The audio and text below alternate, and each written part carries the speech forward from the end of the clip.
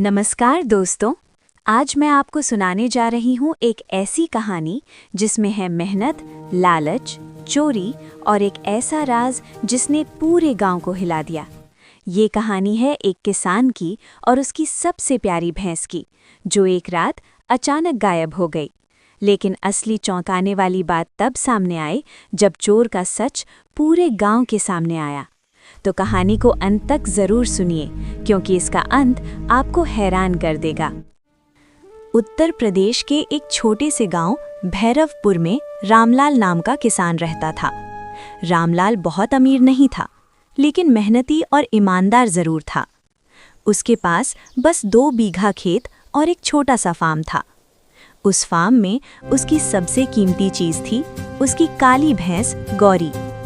गांव में लोग कहते थे, रामलाल की भैंस पूरे गांव की सबसे अच्छी भैंस है। गौरी रोज 15-16 लीटर दूध देती थी। रामलाल हर सुबह 5 बजे उठता। वो पहले गौरी को चारा देता, फिर उसे नहलाता और फिर उसकी पत्नी सीता के साथ दूध निकालता। दूध निकालने के बाद रामलाल उसे साइकिल पर रखकर शहर बेचने जाता।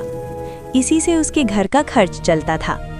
रामलाल अक्सर प्यार से कहता, गौरी सिर्फ भैंस नहीं है, ये तो मेरे घर की लक्ष्मी है।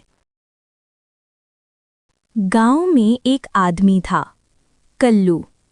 कल्लू थोड़ा चालाक और लालची था।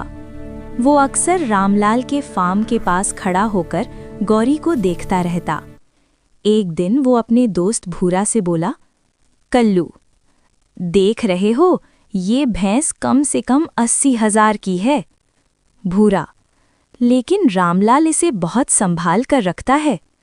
कल्लू हंसते हुए बोला, हर ताले की चाबी होती है। उस दिन से कल्लू के मन में एक खतरनाक योजना बनने लगी। कुछ दिनों बाद एक बहुत ठंडी रात आई। गांव में घना कोहरा था। रात के करीब 2 बजे गांव में गहरा सन्नाटा था। अचानक एक ट्रैक्टर धीरे धीरे रामलाल के फार्म के पास आकर रुका। उसमें 3 आदमी बैठे थे। उनमें से एक था कल्लू। कल्लू धीरे से बोला, जल्दी करो, कोई जाग गया तो मुसीबत हो जाएगी। वे लोग बाड़े के पास पहुंचे। रामलाल का कुत्ता शेरू जोर जोर से भौंकने लगा। भूरा घबरा गया, ये कुत्ता तो सबको जगा देगा। कल्लू ने जेब से रोटी निकाली और कुत्ते की तरफ फेंक दी। कुछ देर बाद शेरू शांत हो गया। अब रास्ता साफ था। वे लोग धीरे से बाड़े में घुसे। उन्होंने रस्सी खोली और गौरी को बाहर ले जाने लगे, लेकिन भैंस ने अचानक जोर से आवाज निकाली। सब घबरा गए। कल्लू बोला, जल्दी करो।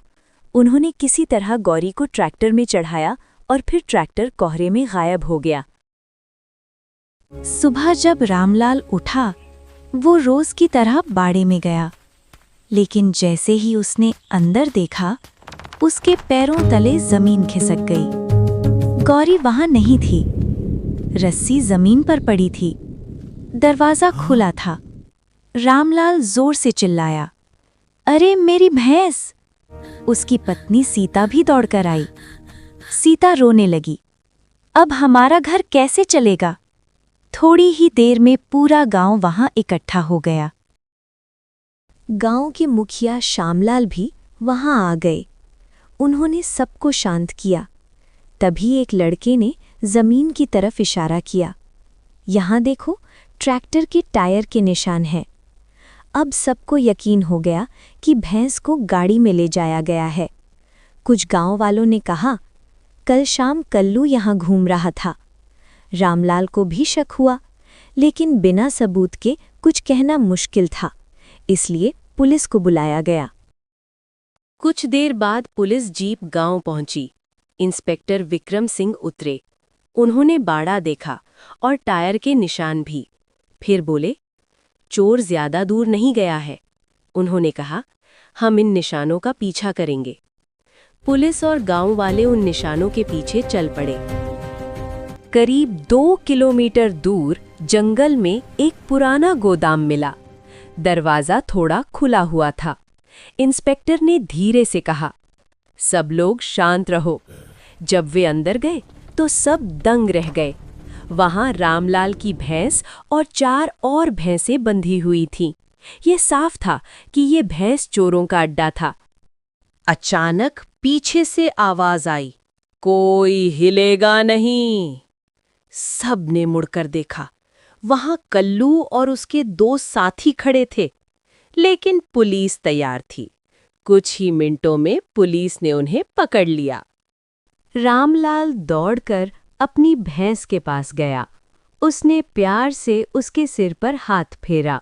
गौरी भी अपने मालिक को पहचानकर धीरे से रंभाने लगी। रामलाल की आंखों में खुशी के आंसू आ गए। उस दिन पूरे गांव को एक सीख मिली।